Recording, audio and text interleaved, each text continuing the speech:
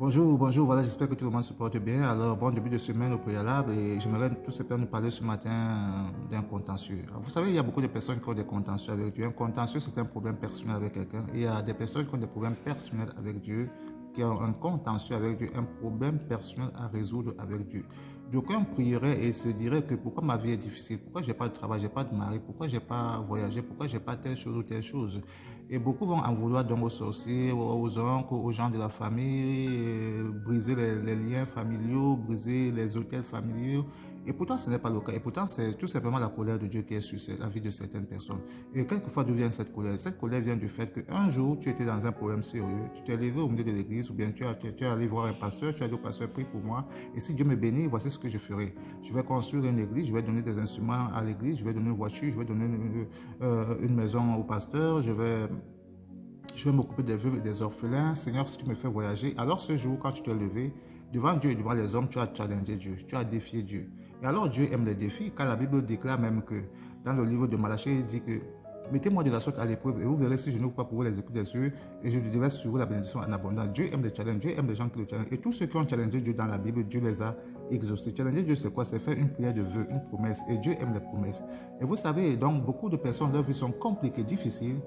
Et ils passeront le temps à jeûner, à prier, à briser les chaînes et rien ne changera parce que c'est la colère de Dieu qui est sur ta vie. Vous savez, il y a un homme dans la Bible qui a passé cette étape, c'est Jonas. Alors lorsque Jonas, un jour, s'est retrouvé dans le ventre du poisson, comme beaucoup parmi vous, on se retrouve dans le ventre du poisson, on a le ventre des difficultés, des problèmes financiers, relationnels, sentimentaux, spirituels, et on ne sait plus où en mettre la tête. Alors beaucoup, comme Jonas, au fond de ce problème, au fond du ventre du poisson, il a fait une prière. Il a dit à Dieu, à la fin de sa prière, il dit, j'accomplirai le vœu que je t'ai fait.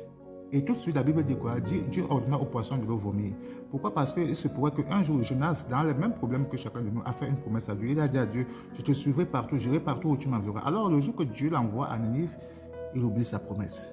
Il refuse. Il refuse. Pourtant, Dieu l'avait béni.